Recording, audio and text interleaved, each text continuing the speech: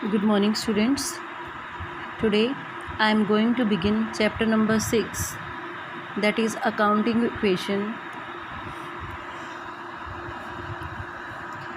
Before understanding the accounting equation, you have to understand how to make a balance sheet. This is a balance sheet. It has two parts. Firstly, we will draw this. I am drawing it on the notebook. I have done simply the two parts. This is the balance sheet. In capital letters we will write balance sheet, and the balance sheet has two parts. This is the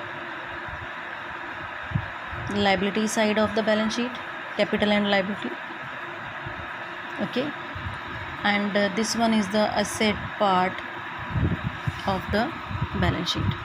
Okay, students, now here we will write the amounts, and in this also we will write the amounts. In the balance sheet is prepared at the end of the year. In a balance sheet, every time the assets are always equal to the total of capital and liability. मतलब business के पास जितनी भी assets होती हैं, किसी भी time में, year के किसी भी टाइम में, किसी भी दिन, किसी भी टाइम पे जब हम assets का टोटल करते हैं, तो वो जो टोटल होता है assets का, that is always equal to the total of capital and liability. Here this side we will write the capital. Capital is what? Capital is the money which is invested by the owner in the business. उसके बाद हम लिखते हैं liabilities. Liabilities बेटा होती हैं आपकी creditors, BP and bank loan etc. जो भी हो सकती हैं, लोन फ्रॉम X, किसी से भी लोन ले रखें. तो एसेट साइड होती है कम्प्लीटली, हम इधर लिखते हैं कैश बैलेंस, बैंक बैलेंस, आपके स्टॉक पड़े हैं जितने आपके पास, आपके डेटर्स जो हमने माल उधार बेच रखा है जिनसे पैसे लेने हैं, लैंड एंड बिल्डिंग, आपके फर्नीचर्स एंड फिक्सचर्स हो गए, मशीनरी हो गई, आपके कंप्यूटर्स, लैपटॉप, जो भी बिज़नेस की प्रॉपर्टी है, that are all written in the asset side of the balance sheet, and the total of both the side always tally. हमेशा जो है इसका टोटल जो है वो टैली करता है. Okay students, now in the above balance sheet assets are recorded on the right hand side and the capital and liabilities are recorded on the left hand side. At any point of time, the total of the assets is always equal to the total of capital and liability. And here, just like a mathematical equation, in mathematical equation, the left hand side is always equal to the right hand side. Okay, that is a balanced mathematical equation. And in accountancy, here we also have equation that is called accounting equation. That is the name of our chapter number 6, accounting equation. Here in the left hand side is equal to assets and the right hand side is equal to the capital and liabilities. Okay, तो इसको करने के लिए accounting equation is a numerical portion, तो इसमें numericals आएंगे आपके. Accounting equation का फॉर्मेट जो है दैट आई एम ड्राइंग, मैं ड्रॉ कर रही हूँ, and after that I will teach you with examples how you have to solve it. Okay, this is accounting equation and I have divided it in two parts.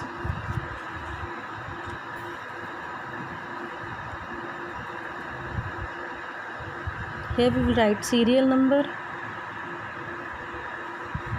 and the next part is particulars. Particulars is just like description, and here is assets, and in this column I will write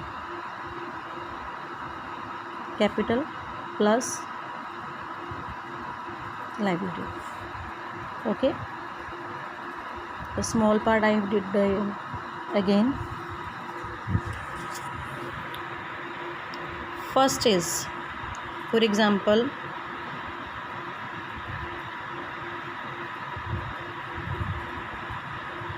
started business with cash rupees 1 lakh. A is a person and who is going to begin a new business and he is investing rupees 1 lakh as capital in the business. ठीक है, तो जब first day होगा उसका, जब वो business में ये पैसा इन्वेस्ट करेगा, एट दैट टाइम ये पैसा उसका कैश की फॉर्म में होगा. तो सबसे पहले हम उसको बिज़नेस में जब लेके आएंगे, that money is in the cash form and he has invested this money in the business and that is become a capital. तो वो पैसा उसका बन गया है कैपिटल. मीन्स अभी हमने इससे कुछ नहीं खरीदा, just he has invested rupees 1 lakh in the business and he is in the form of cash. तो असेट्स अगर हम देखें तो असेट्स उसके पास 1 lakh की हैं क्योंकि उसके पास कैश पड़ा है 1 lakh का, और वो पैसा वो बिज़नेस में इन्वेस्ट कर रहा है, इसलिए वो बन गया उसकी capital. Okay, then we can say that this is left hand side is equal to right hand side and after this line, मैंने हर एक ट्रांजैक्शन के बाद आपने एक लाइन ड्रॉ करनी है. तो मैंने ये लाइन ड्रॉ करी है. लाइन ड्रॉ करने के बाद हमने ऊपर वाली जो स्टेटमेंट है उसके टोटल्स को नीचे लेके आना है. ओके स्टूडेंट्स, अभी मैं यहाँ पे डाल रही हूँ न्यू इक्वेशन. इसके पैरेलल मैंने लिखा new equation, and E means new equation. Purchase furniture for rupees 10,000 for cash. उसने क्या किया, 10,000 का फर्नीचर ख़रीद लिया कैश. देखिए स्टूडेंट्स, इसका क्या इफेक्ट आएगा अकाउंटिंग इक्वेशन पे. When he will buy furniture, तो फर्स्टली ही हैड टू पे रुपीज़ 10,000, तो उसको 10,000 पे करना पड़ेगा. तो हमारा कैश जो है वो 10,000 कम हो जाएगा. इसी लाइन में मैं अभी ऐड कर रही हूँ 10,000. क्या आ गया यहाँ पे हमारे पास, सेकंड जो हमारी एसेट है दैट इज़ फर्नीचर. कैश के बाद हमारे पास बिज़नेस में क्या आया है, फर्नीचर. तो मैंने इसी स्टेटमेंट में इसी के पैरेलल फर्नीचर फॉर 10,000, देखिए यहाँ पे मैंने 10,000 माइनस किया, और सेम क्योंकि हमारी ये सेट जो है दैट इज़ ऑफ टोटल 90,000. ये 90,000 की हमारी टोटल असेट है. 1 lakh की हमारी टोटल असेट है. 90,000 उसमें से कैश है, 10,000 जो है हमारा फर्नीचर है. तो मैं सेम पैरेलल लाइन में लिखूँगी. और यहाँ पे कैपिटल में कोई चेंज नहीं आया क्योंकि बिज़नेस में अभी भी हमारा 1 lakh रुपीज़ ही चल रहा है. उसमें से 90,000 हमारे पास कैश फॉर्म में पड़ा है और 10,000 जो है हमारा फर्नीचर पड़ा है. तो ये हो गई आपकी न्यू इक्वेशन. मैंने टोटल्स जो हैं सेकंड इक्वेशन के भी जो हैं उनके टोटल्स को इक्वल शो कर दिया. देखिए अकाउंटिंग इक्वेशन में किसी भी कंडीशन में आपके जो ये टोटल्स आते हैं आफ्टर सॉल्विंग द इक्वेशन, जो टोटल्स हैं वो उनका आपस में टैली करना ज़रूरी है. अगर आपका टोटल यहाँ पे टैली नहीं कर रहा है after each equation, after each transaction, अगर आपका टोटल टैली नहीं कर रहा है तो it means there is some problem, there is some mistake. Then no need to jump over, आगे बढ़ने की ज़रूरत नहीं है क्योंकि उसके बाद आपका सारा सम जो है वो गलत होने वाला है. तो then firstly we have to make total equal of both the sides. This is your second equation. And third equation, purchase goods for cash rupees 15,000. अभी देखिए 15,000 का उसने जो है वो स्टॉक ख़रीदा है बिज़नेस में रीसेल पर्पज़ के लिए. जो होता है हमारा गुड्स होते हैं that are of resale purpose, जो हम बार बार बेचने के लिए ख़रीदते हैं. ठीक है, तो अब if he is buying cash, तो सबसे पहले ही हैज़ टू पे कैश. 15,000 उसको पे करना पड़ेगा. प्लस इसी में इस फर्नीचर के नीचे नहीं लिखेंगे, अब हम नया कॉलम बनाएंगे. यहाँ पे मैंने डाल दिया 15,000. तो यहाँ पे एक न्यू असेट हमारे पास आ गई है, stock. On the one side I am paying and another side I am getting stock. Okay, यहाँ पे मैं 15,000 पे कर रही हूँ. तो अभी मेरे पास कैश बचा है 75,000, 10,000 का फर्नीचर और 15,000 का हो गया हमारे पास स्टॉक. टोटल देखिए 1 lakh is equal to 1 lakh. Left hand side is equal to right hand side.